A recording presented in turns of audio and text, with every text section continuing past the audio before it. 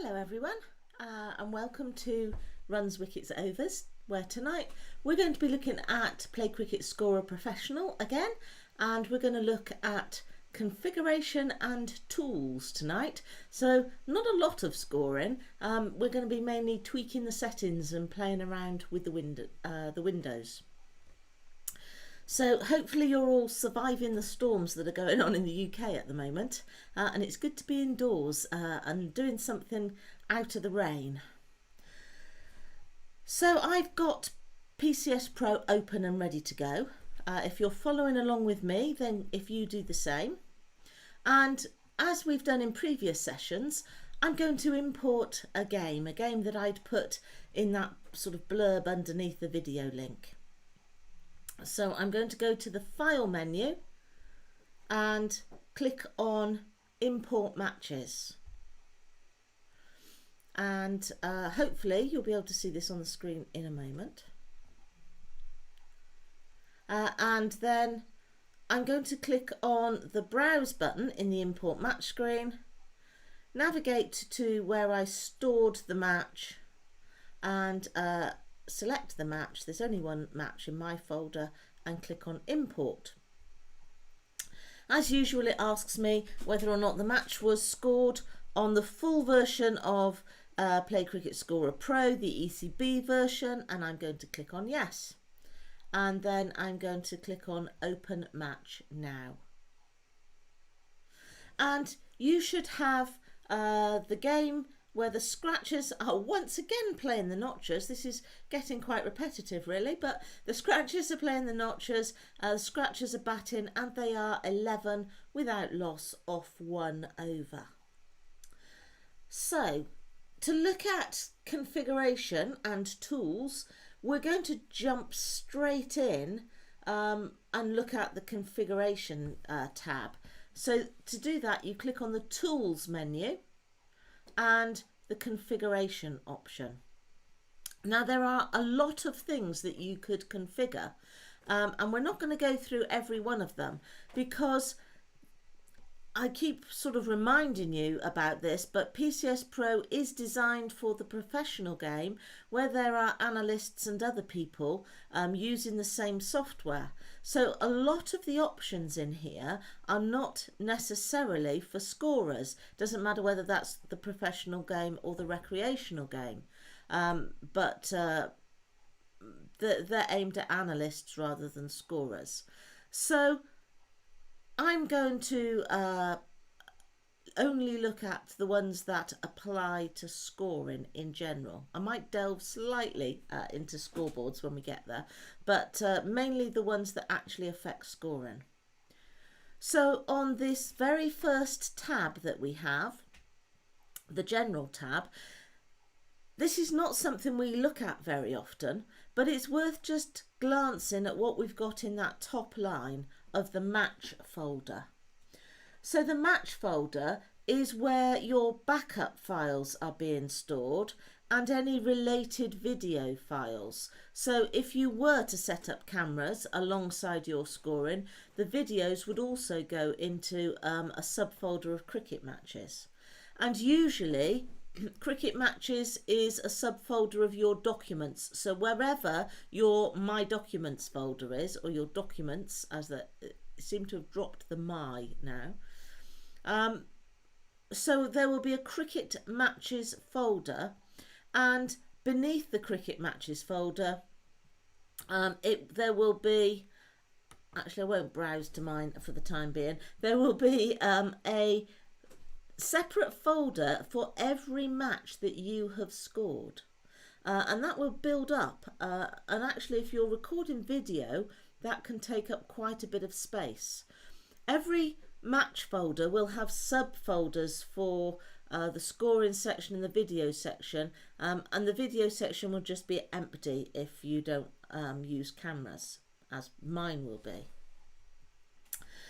So that's just good to know that if you want to transfer matches, if you were to install PCS Pro on a different computer, you could always transfer some games across from one to the other by using the backup on from one folder to another. but normally you won't touch that because you do want backups to happen.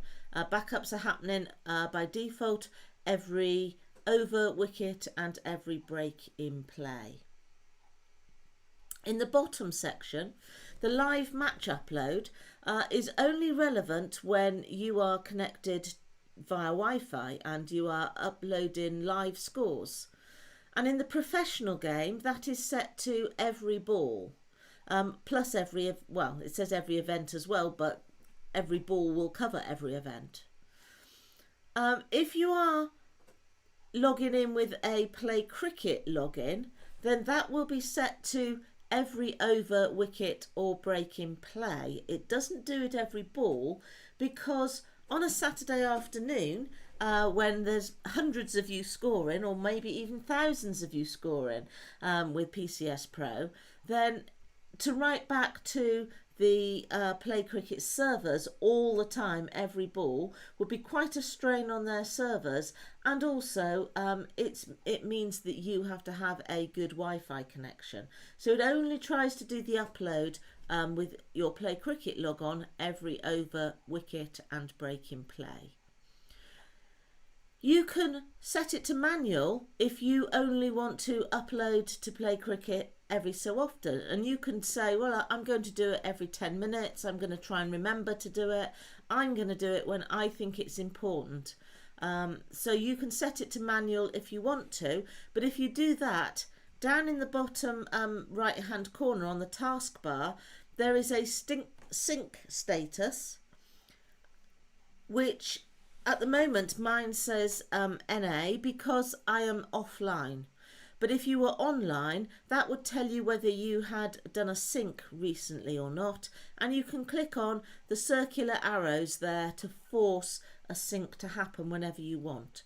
So if you've set yours to manual, that's how you synchronise with the Play Cricket servers. Or you could just set it to go every few minutes. I'm going to set mine back to the default, and I'm going to try and do that today through everything because mine is set up how I like to score. So I've got to try and remember to put it back that way when I've changed the settings. So moving on now to things that will affect us in the scoring tab. Now, I am going to go through quite a lot of these, but I'll try and do them at a reasonable pace.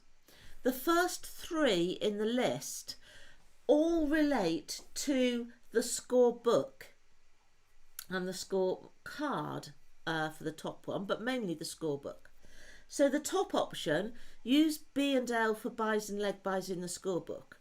If you have that unticked, as I have, then it will use triangles, pointing down for a leg buy and up for a buy.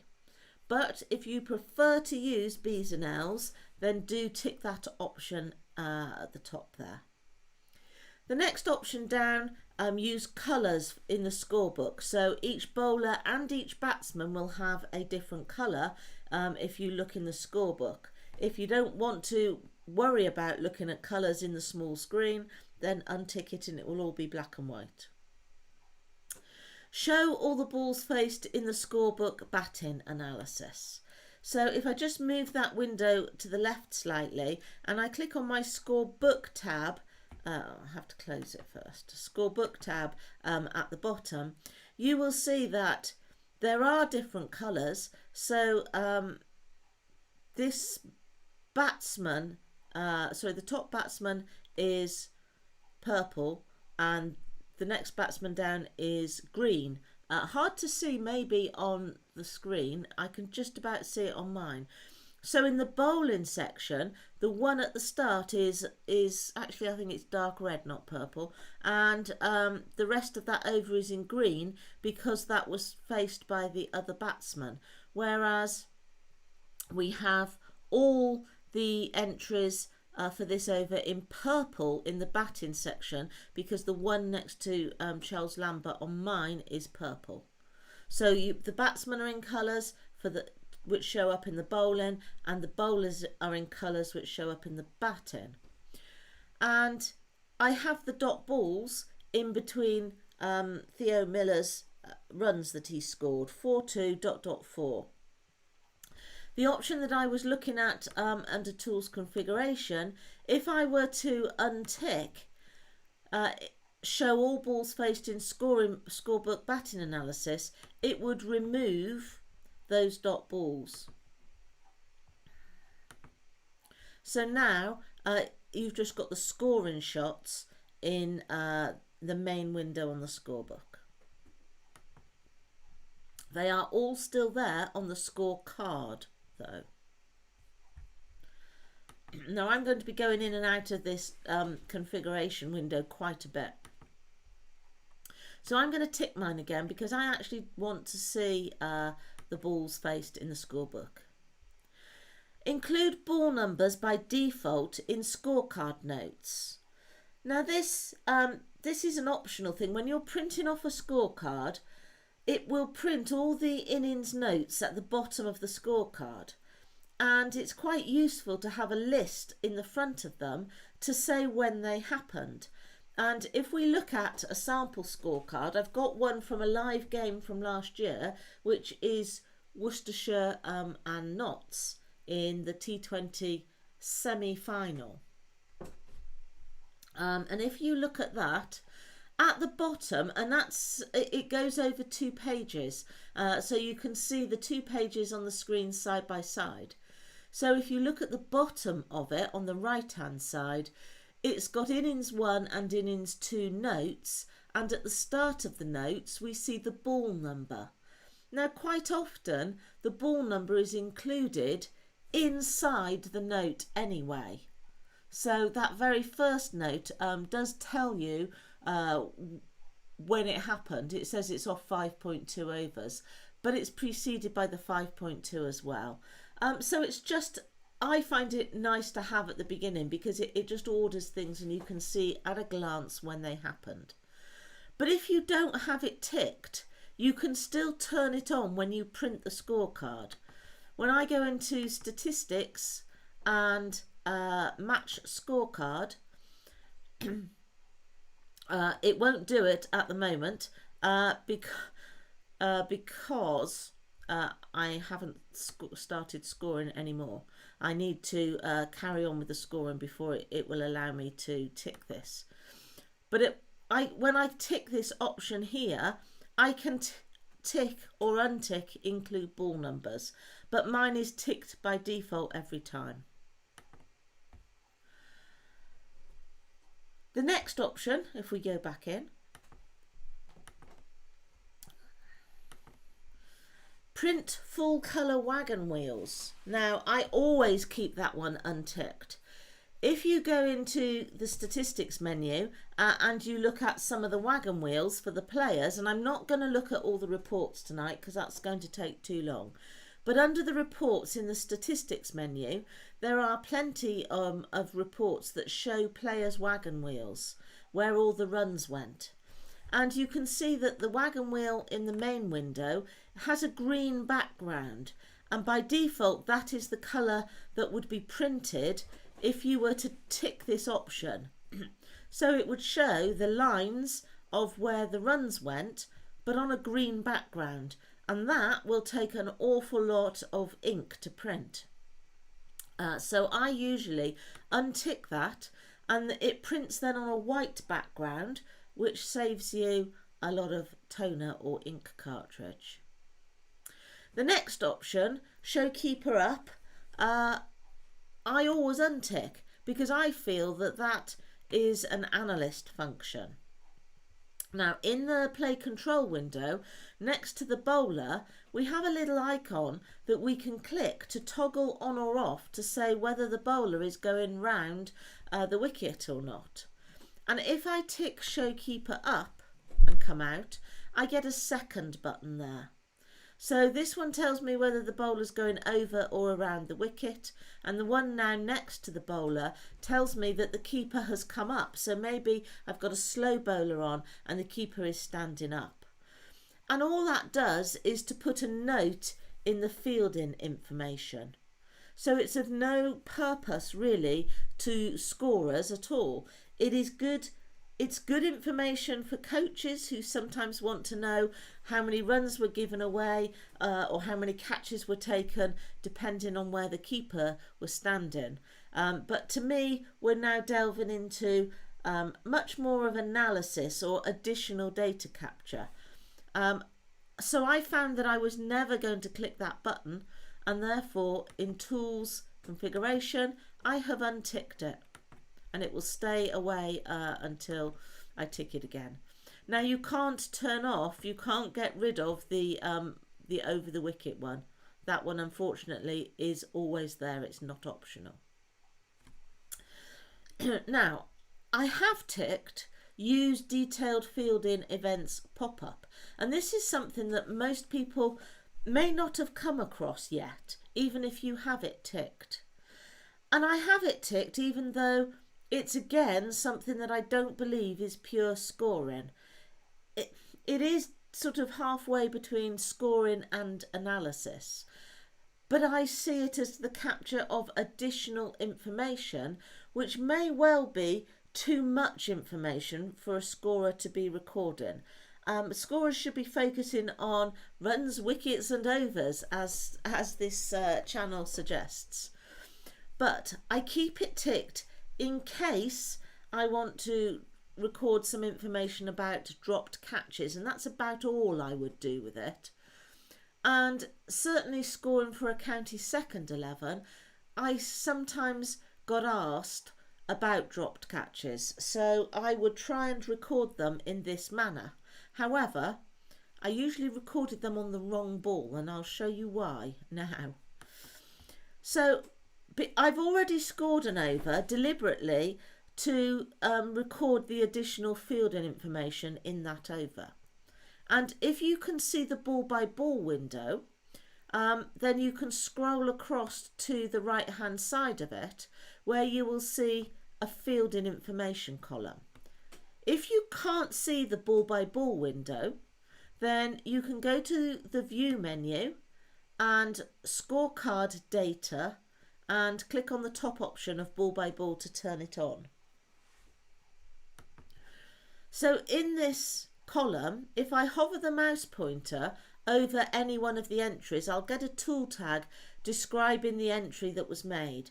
So the bottom entry on 0.1 is literally just that Hobbs was the ground fielder. I clicked on Hobbs' name in this fielding list over on my left hand side, just to say he fielded the ball. No errors, no heroic efforts, he just fielded the ball. If I look at ball 0.2, then Herath was the ground fielder, but the note that was made is that he made an error. He was at short cover, he made an error, and that error cost the team 4 runs. So he must have missed the ball and it went for 4. On ball number 3, Burns did a great diving stop at long on, and I consider that he saved the team 2 runs. No comment on ball 4, but Hobbs, as the wicketkeeper, may have missed an easy stumping chance on that particular ball, ball number 5. And on ball number 6, Mendes dropped a catch that I consider was quite hard. It wasn't an easy catch, but unfortunately it cost the team once again 4 runs. Now, great information, and there is a report that you can go to. So if you go to Statistics, Excel Reports, and then Fielding Report, and we're only in innings 1, there is an Excel spreadsheet that gives you a summary of that information. So here's Hobbs. He fielded the ball twice so far, once as a ground fielder, and you can see that Herath has fielded the ball once as a ground fielder, but he made an error. And further down, we have a list of runs saved or lost. So there will only be an entry for anybody who's listed as a fielder. But here, over the course of the match, we can see which fielders cost the team runs and which fielders saved the team runs. And down at the bottom we've got the run-outs and stumping chances. So this is information that coaches might want, especially if they've been working on something specific with the team. If they've been working on a particular type of fielding, then they might want to know what effect that has had. However, I think this is additional information that the scorer should not necessarily be recording. I've just seen in the chat window Inga saying, is that report available for a season? Let me go back. You can look in the stats wizard and get that sort of information. Generally, no, the fielding report is for one innings only. I don't know off the top of my head whether or not the stats wizard actually has it in there. It might have it. So how do I record that information? Because all this started when I said that we needed to tick that option to say use detailed fielding events. So with that option ticked, you need to be able to see the fielding panel. And I understand that a lot of people don't have that turned on because you might not be using shirt numbers and recording fielding events, so you might well have turned that off. If you can't see it and you want to follow along, go to the view menu and click on scoring entry, and then towards the bottom there's an option that says fielding. So with the fielding panel open, I can double click on a fielder's name, pick anyone you like, and it brings up a whole box. So I double clicked on a name, it brings me up a whole box full of options. And as you can see, I can say, well, they took a catch, whether it was an easy, medium or hard catch. They dropped a catch, was it easy, medium or hard? Where were they? You have a lot of information that you could record, and you can use as much or as little of it as you want. If you double clicked on the wrong fielder to start off with, simply select a different one in the fielding list within that window. And then you can say, what did they do? They made a diving stop. Actually, they dived and missed it. They made a ground field error, but it was difficult. And down at the bottom, did this cost the team any runs? Did it save the team any runs? So for dropped catches, which is just about all I would say if you want to do, that's just about all you should be attempting to do, because you should be looking at the runs that they're running and not how the fielding's going. But if you want to click on the dropped catch, then fair enough. So say it was an easy drop catch, you really should have had that one. Click on add and then close. Now what it does is to add it to the current ball, the ball that is about to be recorded. So now if I click on 1, then that's a drop catch and 1 run. So if I scroll back across, here's my 1 run on over 1.1, scroll across to the far side, and that's where my dropped catch is recorded. Now, why I say that most of the dropped catches that I've ever recorded are on the wrong ball is because I focus on scoring. So therefore, I watch the players and I've recorded the run first, and then I go and think, oh, that was a dropped catch and I'm supposed to be recording those. So I'll then go and double click on the player and go, oh yeah, dropped catch. But actually, that's recording it on the ball afterwards, which personally I don't think matters. Because not from a scoring point of view, because it will still appear as a drop catch in that Excel report.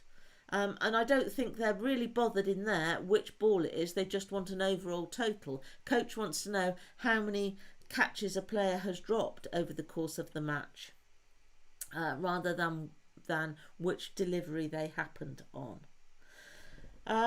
Now, if you want to leave it ticked, as I do, it doesn't do any harm. So you're not going to get any additional overheads on your scoring if you just leave it ticked. But if you do leave it ticked, you have that option to record the additional information. Personally, I think that if a team wants detailed fielding information, they need to supply another person. You can have other scorers as support scorers scoring the same match. You could have another player, a scorer alongside you, or a person recording this additional information. They would be focusing on the fielding, and if they were sitting within earshot of the scorers, then they could be asking how many runs were on that delivery, just to make sure, because they would have to record a delivery. They would have to score as well, but their focus would be in a different direction. The next option down is most definitely a scoring option. So use dot balls, use 0 for dot balls in this over in the scorecard. I don't like this, but I will show you it because I know a lot of people do like it. So if I click on, I've turned the option on, and then I record a dot ball, in the this over at the top, it's showing as a 0 now instead of a dot. And also in the scorecard over on the right hand side, it's also showing as a 0 and not a dot.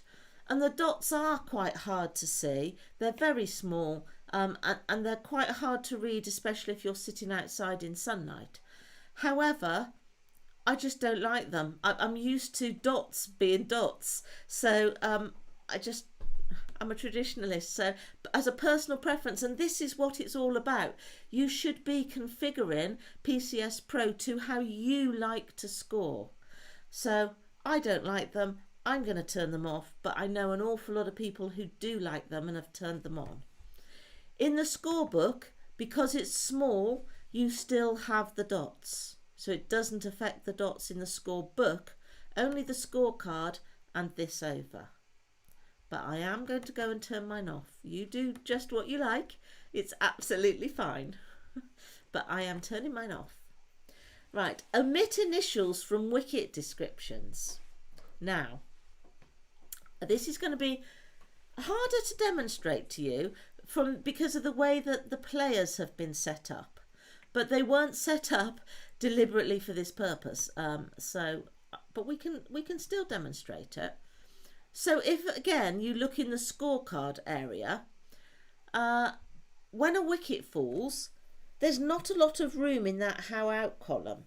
So if you've got a catcher's name and a bowler's name, there's not a lot of room to see them all. So you might just want to see their surnames.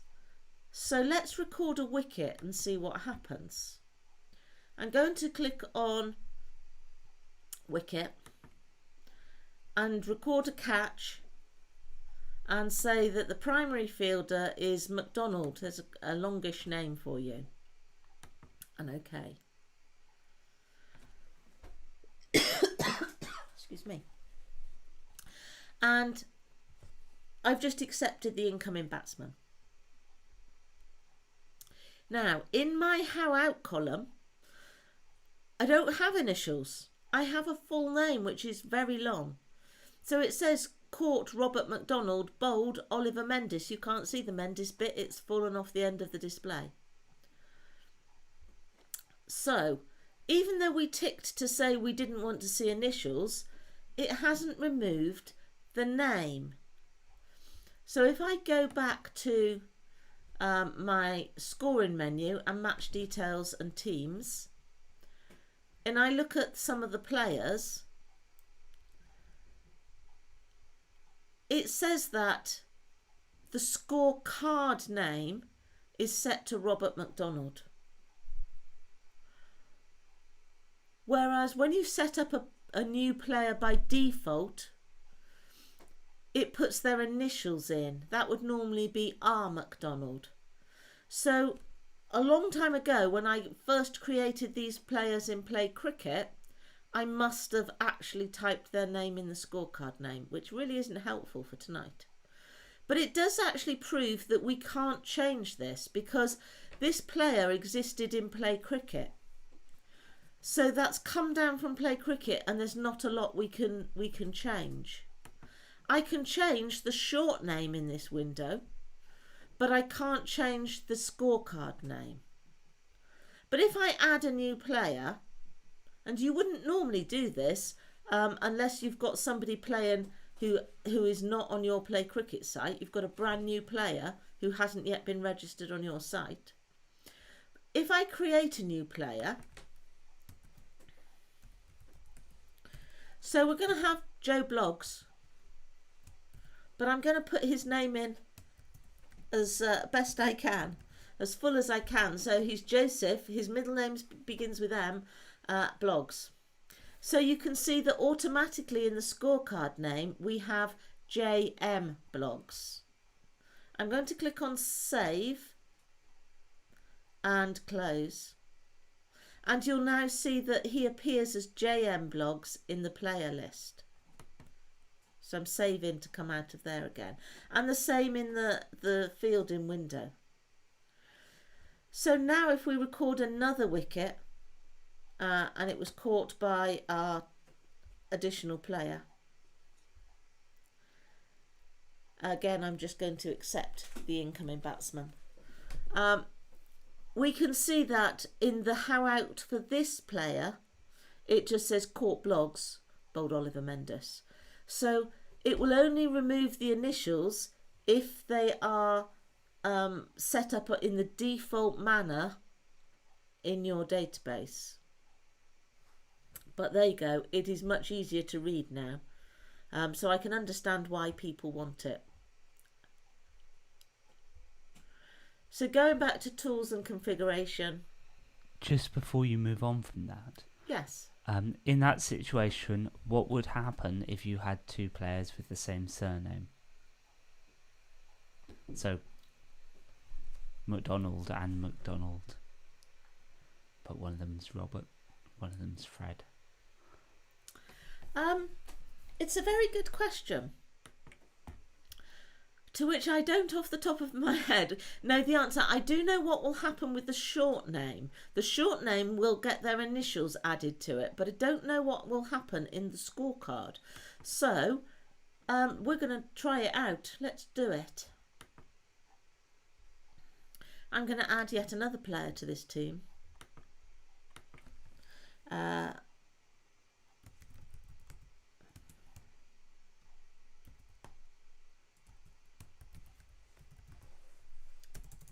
You have to be able to type to do this. So I've now got a DA Bloggs. Save. Close.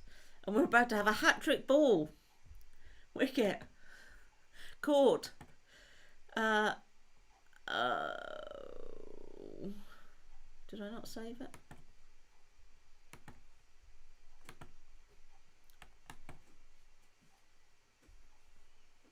Did I really not save it?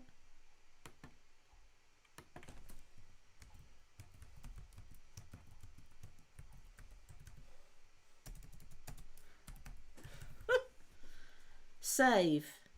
Don't just close. Save before you close. Right, I do have one because Bloggs has gone red down here. So the short name now has their initials on it. I knew that would happen. That's good.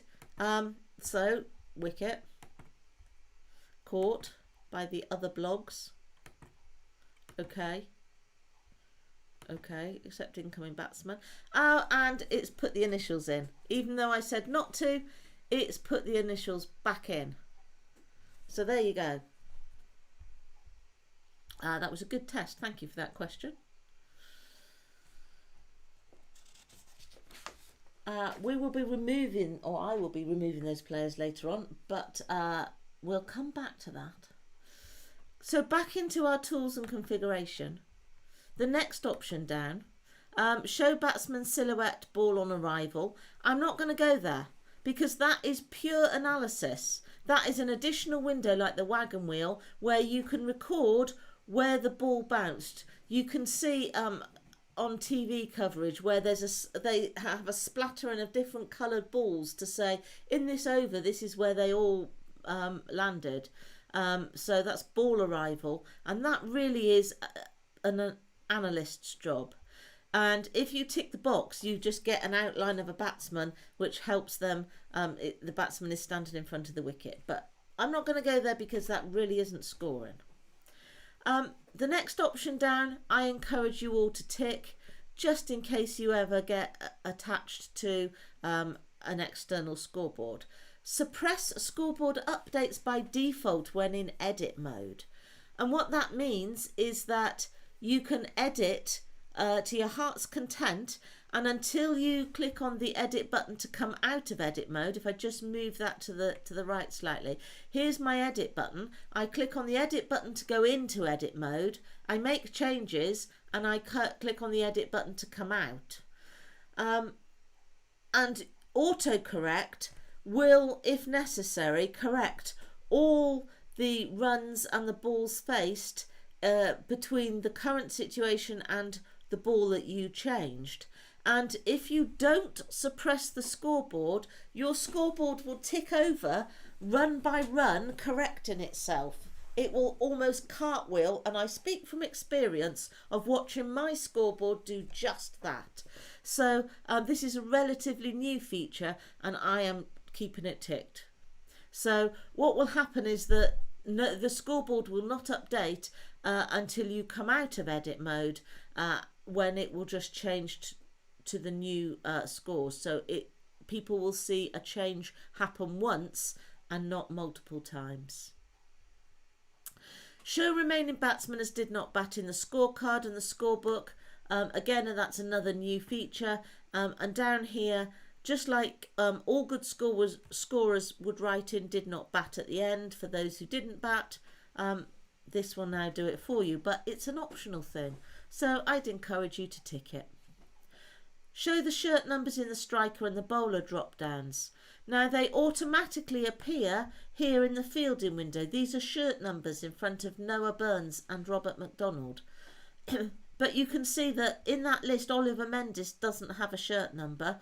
So in his bowler drop down, he also doesn't have a shirt number. But if I click the down arrow, can't do it with the window open. If I click the down arrow, there's Robert McDonald 99, Noah Burns number 10. So the shirt numbers will show in there, and also, as you can see, in front of the batsman. This doesn't mean that he's the number 3 batsman and the number 12 batsman. It means that they're wearing shirt numbers 3 and 12. So that's an optional feature. If your team isn't wearing shirt numbers, maybe you want to turn that off, but again, it's not doing any harm. If there are no shirt numbers in there, it doesn't leave a gap.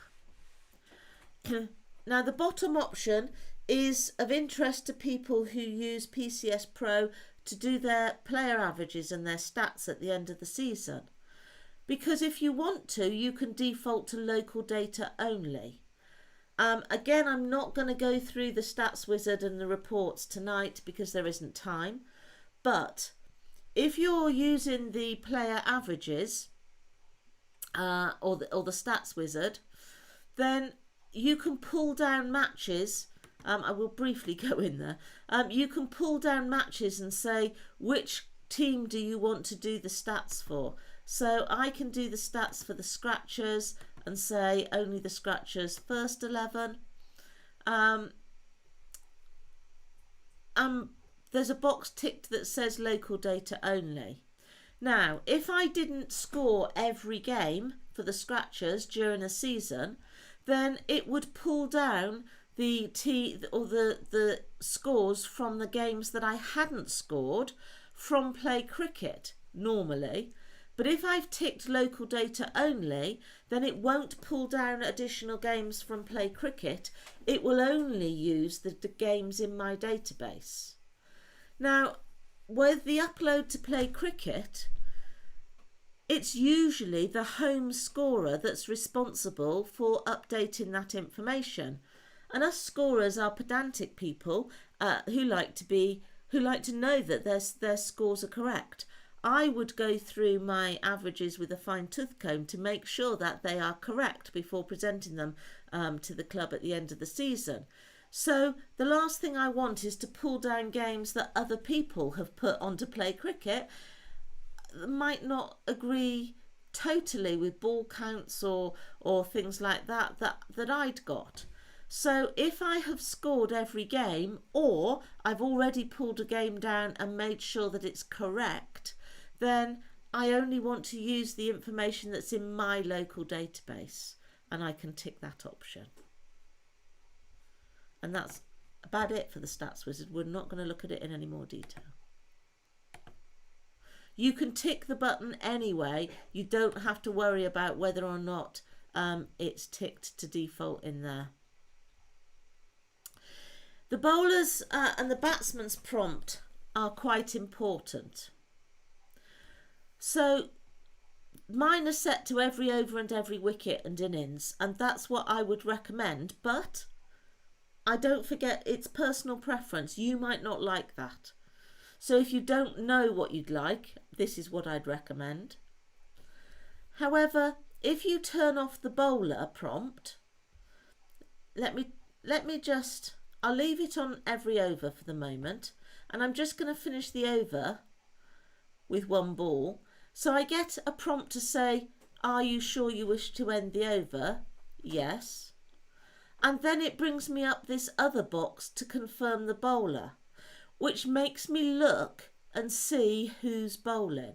I could just click on OK, but because I've got this box prompting me, it makes me look and see who is bowling. Is it still Charles Lambert, or has he changed? If I go and turn that off,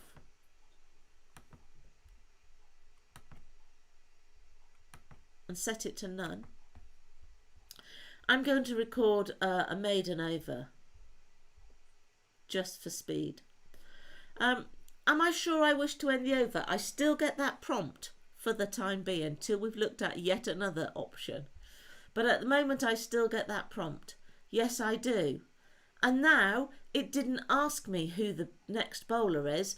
It's just assumed that the bowler from the other end will be bowling, which saves me from clicking on OK every time. And if it's not Oliver Mendes, I simply click the down arrow and change them.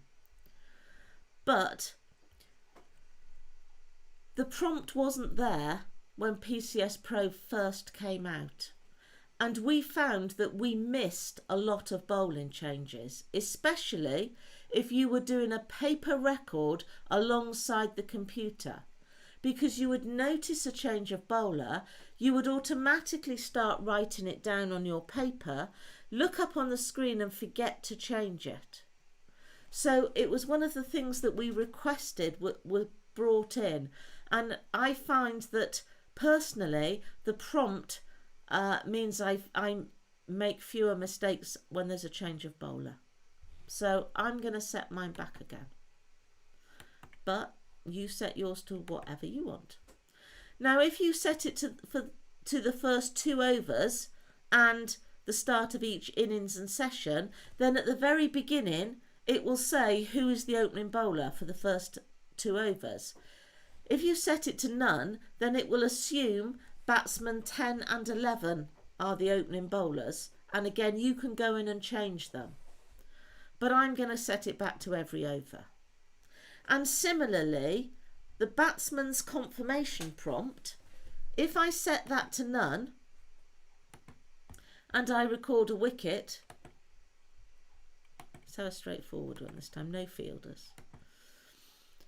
It didn't ask me who the incoming batsman was.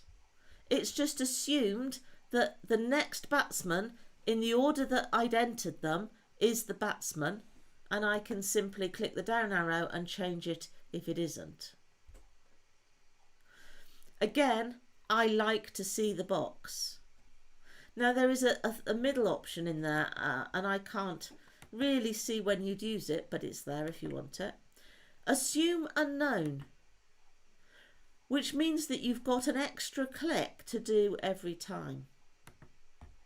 So now if I record a wicket, there's a lot of wickets in this innings. It stays on set batsman until I click the button when it asks me about the incoming batsman.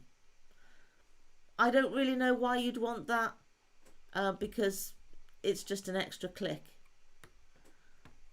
You can always say unknown. You could normally, we've already had unknown by not having this. So I can't really see a good use for it, but somebody might in the chat window.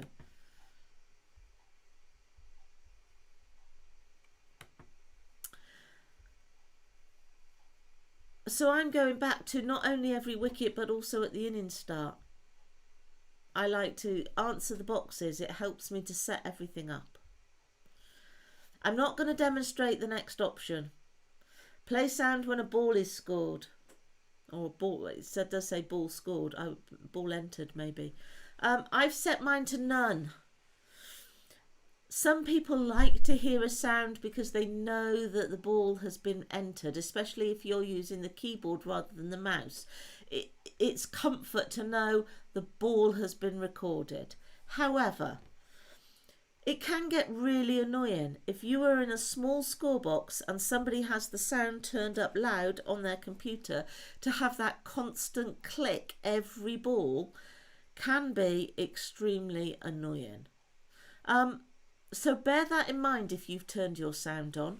If you have sound on, I'm gonna ask you to be considerate of others and keep your sound down low so you can hear it and maybe it doesn't annoy the other scorer. So there is a system sound, which is a twinkly window sound, and there is bat on ball, which is the thwack of leather hitting willow. Very poetically sounding but annoying by the end of the game. They're there if you want them.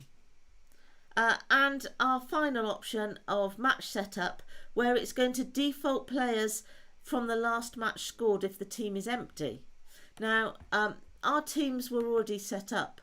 So if I go back into scoring and match details and teams, Scratchers picked their team on Play Cricket the night before. They're very good. Notchers didn't. So when I set the game up originally, this preloaded from the last Notchers game that I scored, but it had a warning triangle here to tell me that. So I know the difference between a side who picked their team on Play Cricket and a team who didn't. But now the team has been selected and the game has started, those warning triangles have gone. So it's a good thing, I think, to tick that option. But again, up to you. So that's the scoring tab. Now, there are some other tabs that affect scoring. So I'm going to look at some of those. And I'm going to hesitate, but I am going to look, because social to me is not scoring. But it is important to a lot of clubs. So I will show you what happens. As you can see, I don't use it. My Twitter account, which is what social is, at the moment it is just Twitter. It says that a Twitter account is not connected. But you can connect up to a Twitter account. And then you can set how frequently PCS Pro tweets out the state of play. So if a club does want you to tweet on their behalf, then I would recommend that you do this, rather than you have your phone and while you're scoring, as a wicket falls, you're going, oh, I need to tweet that, but I need to record the wicket as well. It will at least save you from having to do that. And I know that a lot of clubs like it because it's putting their presence out into social media. It's getting their scores out into the public domain so that other clubs can see it, and the players are quite often looking on their phones to see what other clubs are doing. So I will show you how to connect. Now the first thing to consider is, what Twitter account are you going to tweet from?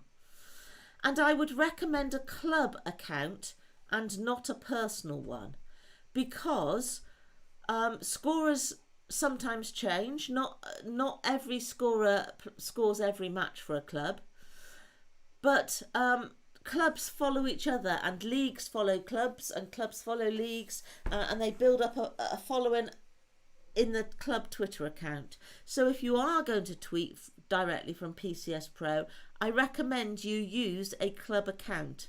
And to set it up, you are going to have to know the Twitter name and the Twitter password.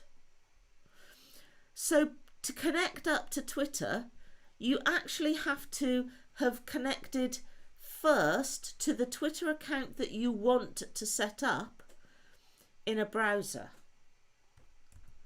So here is a browser with a live Twitter feed, and I'm going to use the RunsWktsOvers Twitter feed as a club.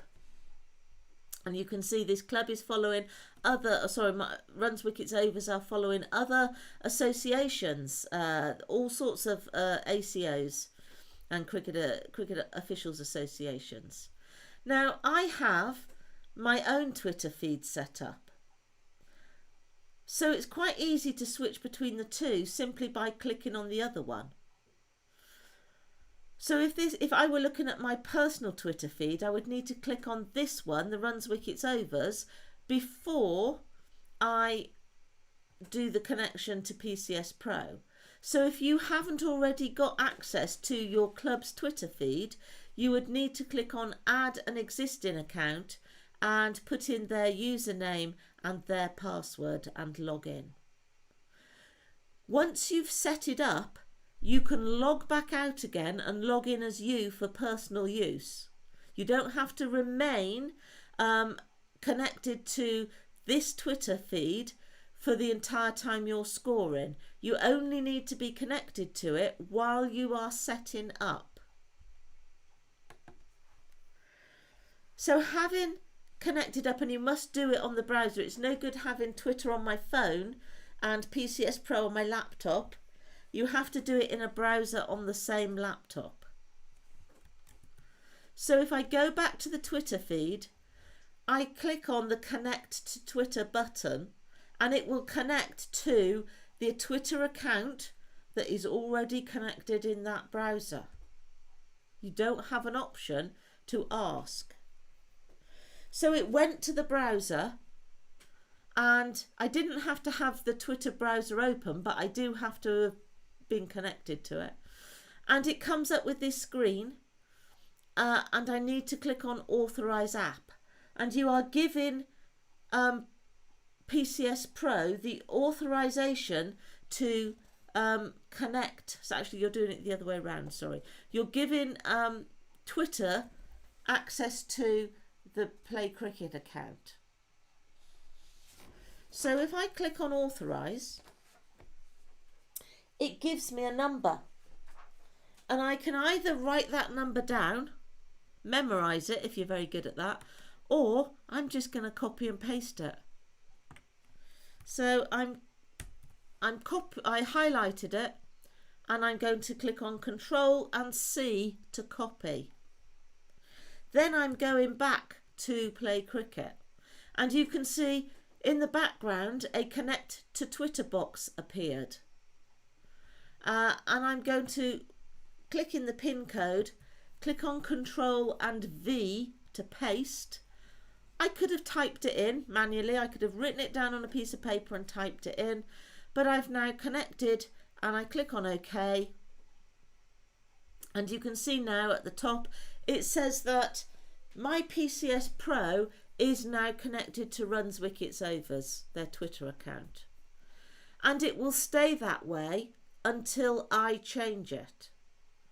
So at the moment, whatever game I'm scoring, doesn't matter whether it's recreational, professional, a trial game of scratchers and notchers, it will tweet every wicket, every 6, every 4, whatever I tick in this box. Maybe at the end of over, perhaps I think every 4 and every 6 is a little excessive. Every break in play. It would tweet every match to the RunsWktsOvers account. It would be, that's where the tweets would appear. It would say who the game was. It would say it was between notchers and scratchers, but it would be appearing on my RunsWktsOvers Twitter feed. So you can see the options for how often you want to tweet. They've greyed out every ball. It used to be available, but I think it got a bit of an overload on Twitter. So you can choose when you'd like to tweet. You can say just tweet out the current state of play every 10 minutes, every half an hour. Or you could say to do it manually. And if you say do it manually, it opens up this little icon in the very bottom right hand corner where there's the little picture of a Twitter bird, a white bird in the very bottom right.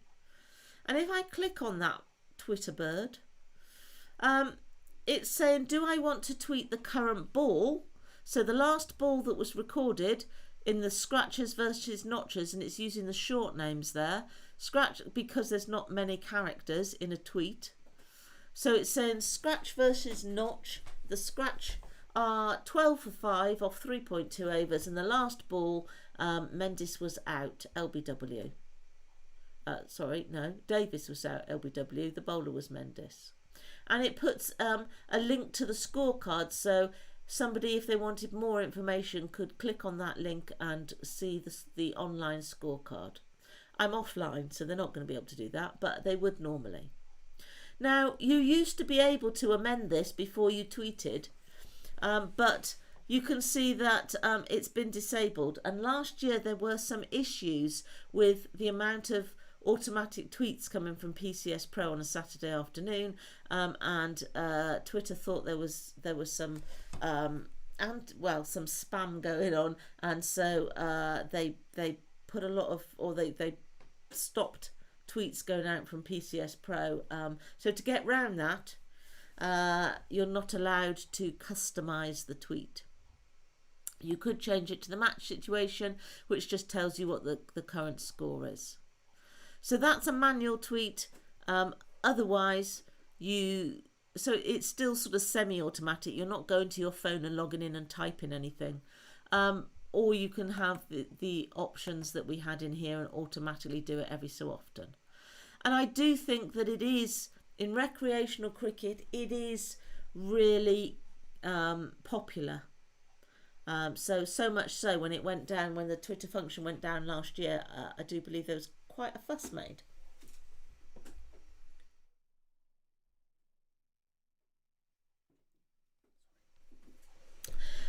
In the bottom, don't worry too much about those options. They're nice to have. They don't always, well, they take a bit of setting up. So include player Twitter names in milestone tweets. So when a batsman gets 50, takes a hat-trick, whatever happens, you can include their Twitter handle so that it would appear in their Twitter feed as well. It would get sort of tagged and their friends would know. However, you have to have their permission. According to GDPR now, you have to have their permission to do so. And that needs to be set usually at the play cricket end. So if I go back into the details and the teams, if I edit a player, you can see here I have to tick the box and it's greyed out because I'm offline. So I would need to be logged in with my Play Cricket login, and I would need to have the correct administrative permissions on my Play Cricket site to be able to do it. But I would have to tick the box to say permits the use of personal data, and then it would ask me, does it really, you're not just ticking that box, have you got written permission from the player to do so? In which case you could add information such as date of birth, email address and a Twitter handle. But you can only do that with written permission from the player.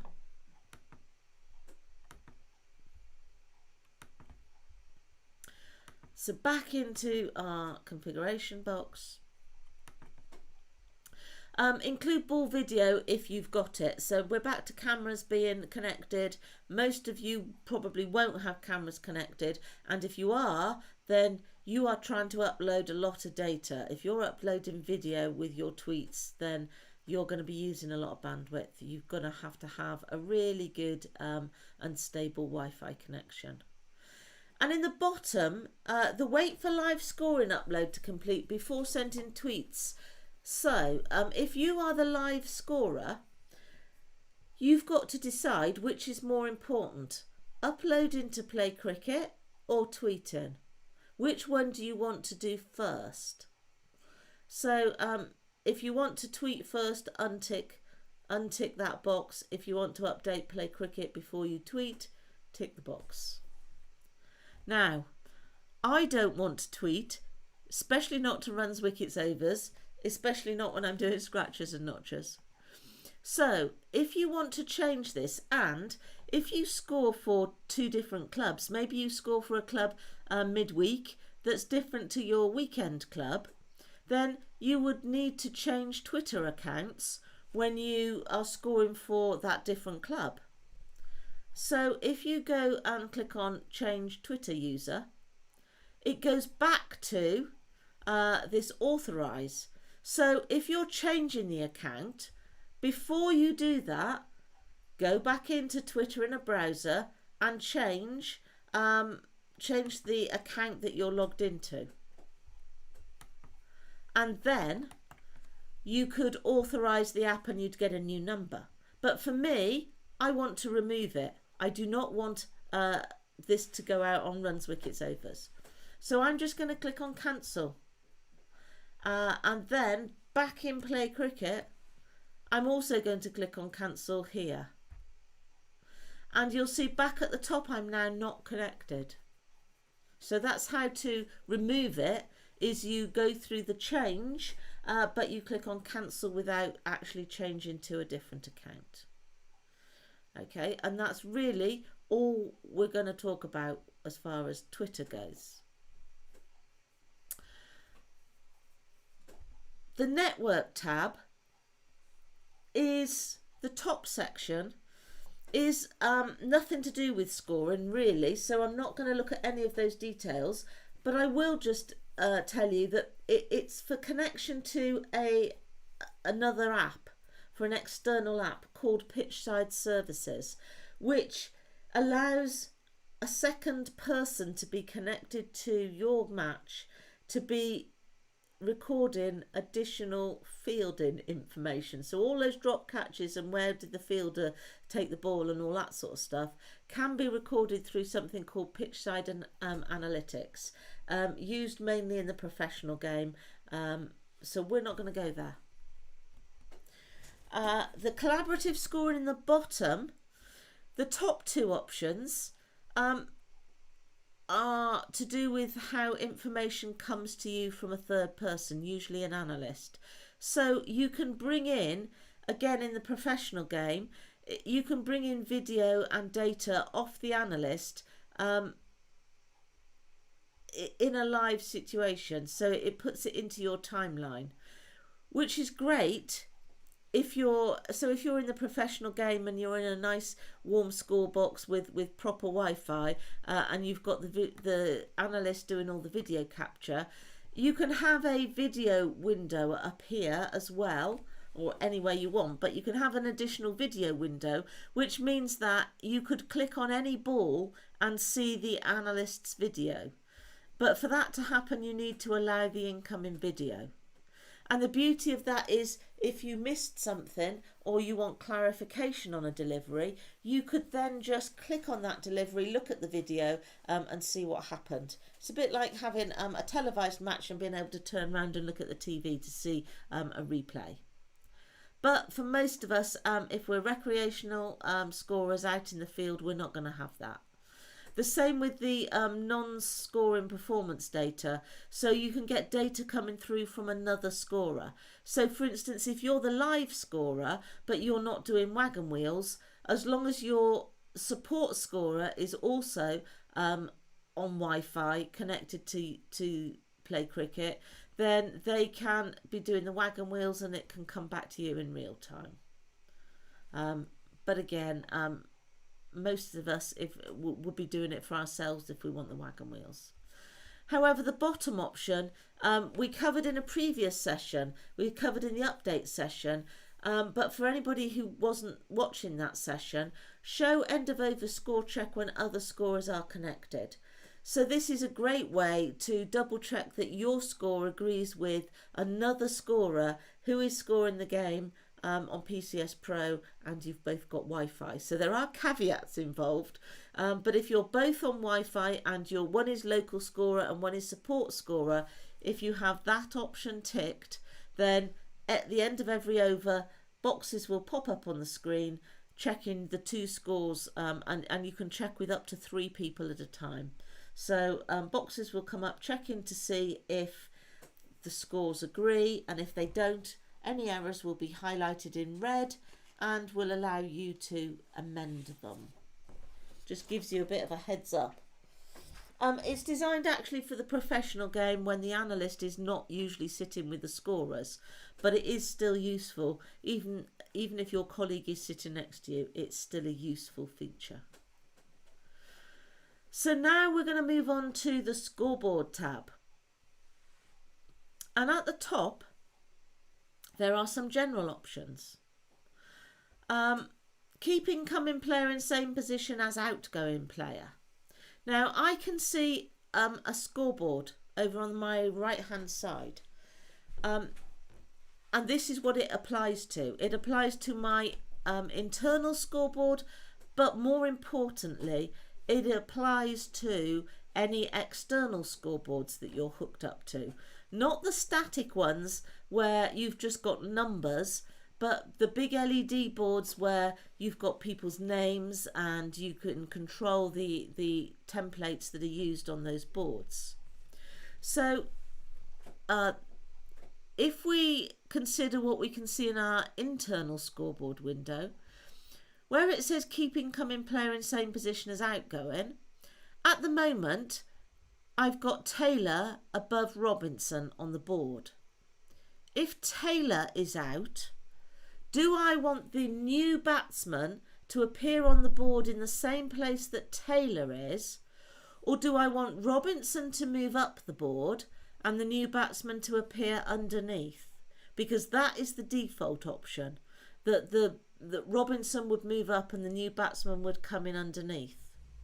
So if that's not what you want the new batsman to replace Taylor in the top slot, then tick the box to say keep incoming player in the same position as outgoing. And if anyone is trying to do linear backup or top and bottom scorebook alongside your PCS Pro, then sometimes it's useful to always have the batsman in the top position in your top and bottom book on the top there, or maybe always the batsman in the left hand column on the top if you're using linear sheet. So I find it quite useful to keep the incoming player in the same place as the outgoing. The next option to show outgoing batsman until the incoming is confirmed is of more importance on an external board, because without that being ticked, then it will output to the scoreboard the next batsman in the batting order before you have selected the batsman in the incoming batsman box. So it will automatically, as a wicket falls, remove the name of the player that was out, and on the scoreboard show the name of the next batsman in the list. And then if they change the batting order and that's not the right batsman, you select the correct batsman in the incoming batsman box and the board will correct itself. But it makes it look as though you, the scorer, have got it wrong, because the next batsman just automatically appears on the board. And if you haven't put them in a sensible batting order, then you're going to get maybe the number 11 batsman coming in at number 3 on the board temporarily. So it's not the end of the world, but if you tick this option, what it will do is it won't remove the batsman who is out until you have confirmed the incoming batsman in the incoming batsman dialog box. So it's a safer option, so I'm going to leave mine ticked. A brand new option Replace overfields, and actually this is brand new since we did our updates. There's been an update since we did the updates session. Replace overfields with balls in countdown cricket. So the competition, the ECB's competition, the 100, that should have started this year and now hopefully will start in 2021, starts at 100 balls and counts down to 0. That format was planned to be used in junior games, where they weren't going to start at 100 balls. They were going to start at fewer than 100. I don't know exactly what number. I think it depended on the competition. But because it started at a different number, they can't call it the 100, so they've given the generic term countdown cricket to anything that starts with a number of balls and counts down. So if you've got the option ticked to replace overfields with balls in countdown cricket, it will do that based on the match type. So the match type, that I'm not going into that in detail of how to set that match type up today, but if you've got the correct match type set up as countdown cricket, then it will reference balls instead of overs. At the top of the right hand column, blank output until play started is very similar to the second option down of not removing the outgoing batsman until the incoming one is confirmed. If you don't have this one ticked, then the 2 opening batsmen will appear on the external scoreboard immediately. Immediately you've recorded the toss. And if you haven't put them in a sensible order, you've just thrown names in any old order, then that's how they will appear on the board, and everybody will think that those 2 are coming out to bat until you change them. So I tick the option to keep it blank until I actually choose who the opening batsmen are when I can see them. And use 24-hour clock. So there is a clock that appears, it's at the top there of my scoreboard 2012, which shows me that actually we've moseying on in time. So you can use the 24-hour clock or not. So our other options in the output files, I'm not going to look at any of the details other than if you need to connect to an external board, you will need to tick some of these options. So the top option is for connecting up to a big LED board that you might have at a county ground, and then the fields are mapped using the template. So there's a template file. You can get different templates of PCS Pro, of NV, and browse to store them in the correct place. If you want to connect up to an electronic scoreboard that you might have in recreational cricket, you need to tick the bottom option, which is for an LED board. And then you need the correct cable and controller. So it only works with FSL type controllers. So this on the screen now is an image of a typical FSL controller. So they're sometimes sold by ESU or Durant, but they all look the same. So that's the type of controller. If you have one of those, then what you need, and if you have a fairly modern one of those, if you've got an old one, it won't have the correct socket. But if you have one of these cables that you can buy from Durant or FSL, it's got a USB on one end, USB connection. It's got a stereo jack on the other end. Then stereo mini jack. Thank you from my technical assistant. It's a stereo mini jack on the other end. Then you will be able to plug the stereo mini jack into the controller, the USB cable into your laptop, and away you go. That's really all you should do. If we go back to what you can see on the options, you do have to configure a few options, but it should do most of them automatically for you. It should pick up the correct template. It should automatically set the baud rate and the stop bits and the data bits. The important one is the COM port. But if you connect the controller and turn it on into your laptop before you fire up PCS Pro, then it usually identifies the COM port that's plugged into. If it doesn't and it's not working, then just click the down arrow and go through your list of COM ports until something appears on the board. There are lots of help functions on the Play Cricket help desk to troubleshoot that.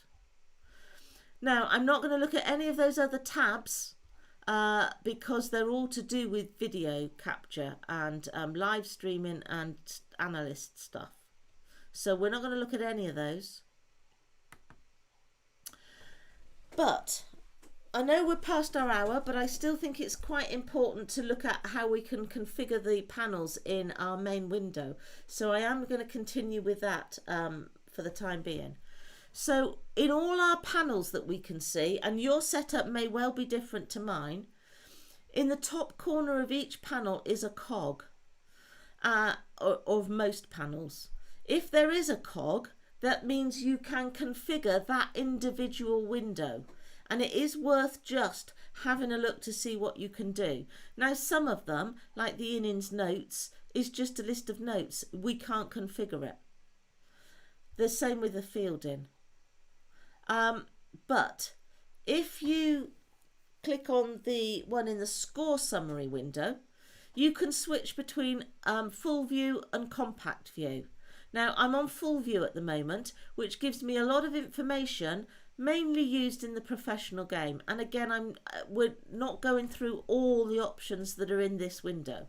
We may do that another time if you want me to go through and tell you what they all are. But you can see there's things like DRS and overrate. Anything that's underlined in this window means that you can click on it and change it. So if you want to input the DRS counts that you've got, should this be an international or something like that, I could set some figures to say that they've got 2 counts each still. But if you don't want to see all this information because it's not relevant to your recreational game, then you can click on that cog, change to compact, and now you see a lot less information. So up to you, that's all you can configure in there. In the play control window, it is quite important, I think, to have auto start ball and auto end ball as ticked. They're there again for analysts, because if an analyst is recording video capture, you want to start the video when the bowler starts his run up, because you want a bit of background into the ball. You don't just want to see the point that the batsman hits the ball. You need to see sort of the bowler running in.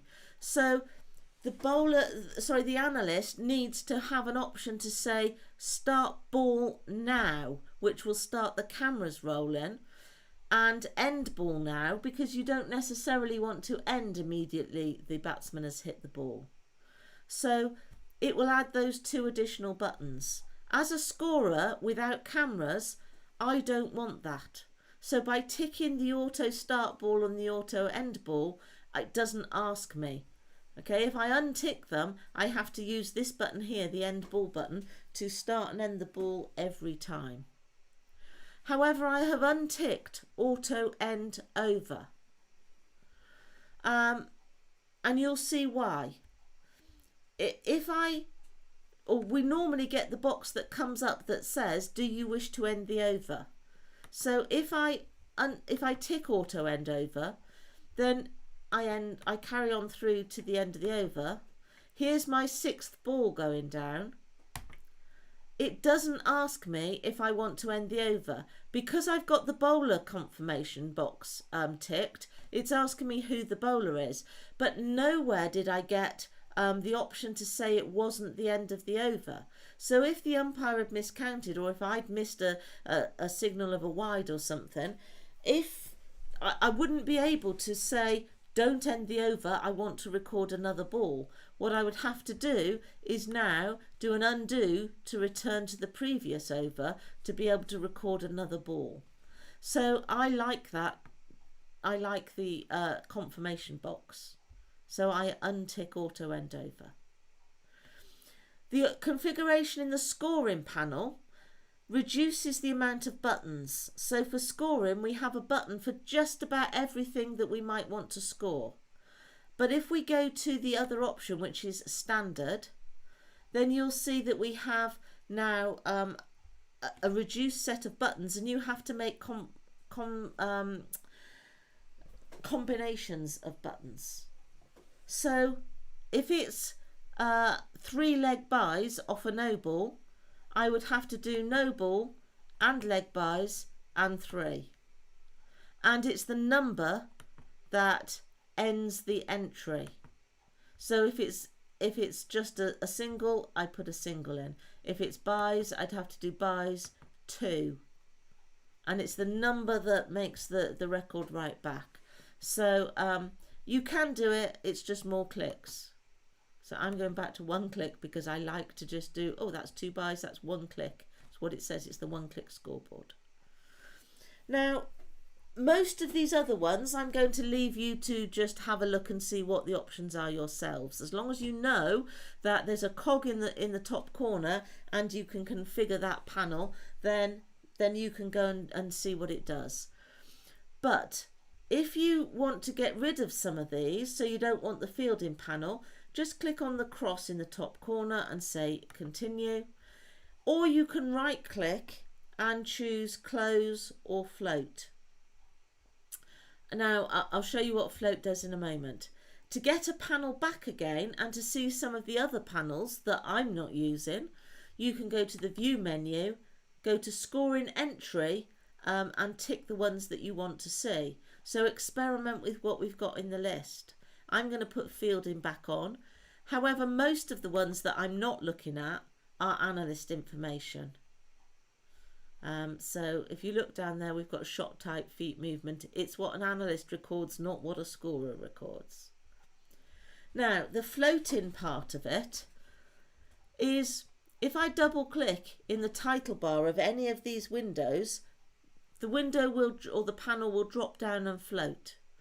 I could also right click on the panel and choose float from the menu, which means that I can drag this anywhere else within my window. You don't have to have the panels in the sequence that they came in or that I've got them in. But when you drop them and you want to dock them, you need to use the cross that comes up, which is a little confusing. So if you want to put this back at the top, don't try and drop it up here. You need to drop it on the top part of that cross and it will put it back. So if I want it, I'm going to float it again. If I want it in the middle of there, I put it in the middle section. And now it's in there and I can't see the score panel. It's blocking off the score panel. There is a separate little button. It's usually hiding at the right somewhere, and that will make it the whole width of the window. So there's now my panel which stretches out over the whole width. I'm going to put it back again where I had it. And down at the bottom here, I've got lots of tabs. So they're all available from, again, the same menus, the scorecard and scorecard data or the scoring entry, one or the other, on the view menu. So if I want a tab, so if I want that to be in the same window as my wagon wheel but as a tab, I drop it on that middle button. And now down at the bottom, I've got wagon wheel, I've got spells. So I'm going to put that back where I wanted it, in the middle of that one as a tab. And the last little bit that I wanted to look at relates to the scoreboards, that you can see the internal scoreboards. And there is a lot of information about those individual scoreboards. So I just want to point you in the right direction for you to do a little bit of investigation if you're interested in it. But over here, I'm looking at the main scoreboard. If I click on the cog in the top corner, if I look at the option of type, I've got different screens. So I can look at, before I do that, I can just look and see that my batsmen are on top, one above the other. My option there is to go left or right. So now I've got Taylor on the left and Robinson on the right. I can also go to a small screen, which is not small in size, it's small in information. It's not got as lot of information. The same with the large. Same size screen, just a lot more information in it. And the blue banner that runs along the bottom will change what it's got in it depending on the match type, and it also rotates at different times during the game to show you different information. So I'm going to set that back to medium, which is what I normally use, so you can play around with those to find one that you like. But another option that you might want to consider is the slide. There is an option there called Main plus Events. And what happens is that it will change to show you when an event happens. So if I record yet another wicket, you will see that the window shows wicket and it gives the batsman's details of the batsman who was out.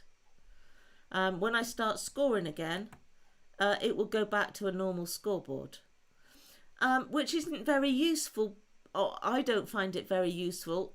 For me, the scorer, I know there's a wicket and I can see the wicket details in my scorecard. I don't need a big window up here, but some people will have an external monitor attached to them. I've seen them in big clubhouses where you've got an external monitor, and so if you float the scoreboard and you drag that over to your second screen, then it's useful for other people, maybe spectators who are watching.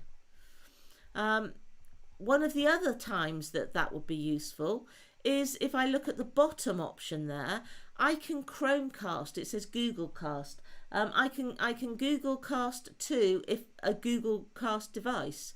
So if you have a clubhouse within reach of your score box, that you can reach via something like Bluetooth, then you can Google Cast to that TV. If it's all set up, you don't even need a cable connected. Now, I happen to have a Chromecast in the house. I really don't want the scoreboard appearing on the TV in our other room, but I could.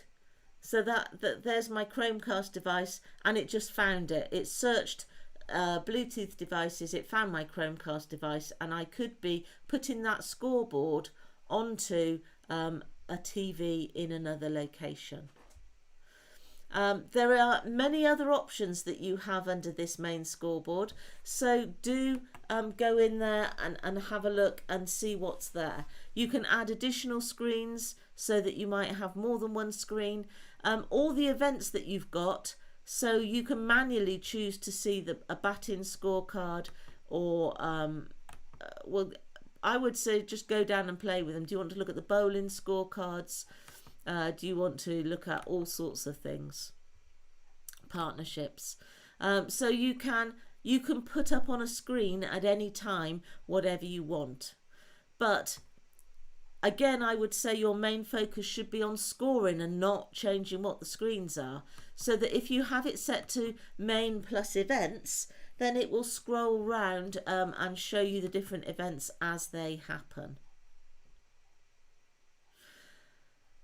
So that's probably all I wanted to cover in tools and configuration. I'm sorry that's been a long session tonight, but there were a lot of tools and configurations.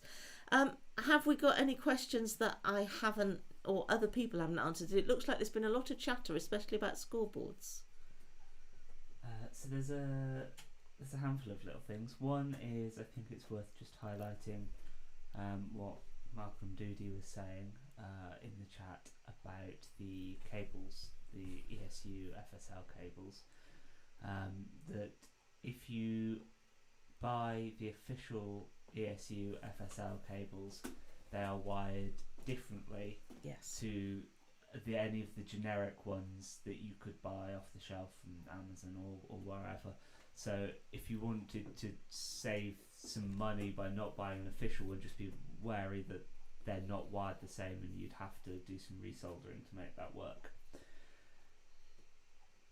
I think you may have sort of answered the question with that last little bit, but when you're talking about being able to connect to the two different types of scoreboards, and you talk about connecting to the LED screens, Yes. is that a separate bespoke piece of equipment that you're connecting to? You can't just connect to a second monitor or a TV or something via a HDMI cable. Oh, you can. So that can work like that. HDMI cable to a generic LED screen or second monitor. Yes, it works. Great. So there's been a lot of talk debating a specific topic, and I don't think we need to get into the politics of that. If you want to know more on those views, try listening back to, I think it's episode 3 of Cricket Scorers Untallied. But we'll just go with the question. It was from quite early on. Can wides be counted as a ball faced? Is there an option for that in this, without getting into whether they should or shouldn't be? No is the simple answer. There is not an option for it because it's not considered to be a ball faced, and this is set up for good scoring practice. What is normally the traditional scoring practice. Okay. And somebody wanted clarification on, if you are configured to drive your LED scoreboard from PCS Pro, how will overs be displayed if you've selected Countdown Cricket as the option? How does that display come out? Do you know? So that's quite a new thing. No, I haven't seen the screens because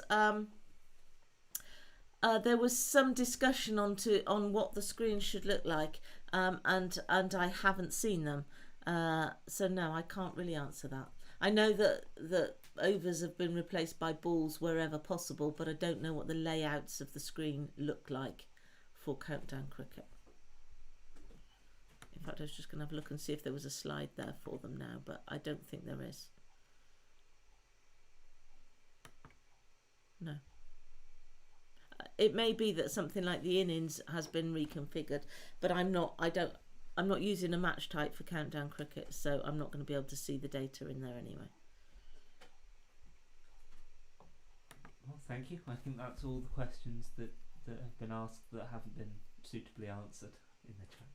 Excellent. Well, thank you all very much. Apologies that it was a long session tonight, but it keeps you out of the rain. So once again, thank you very much and good night.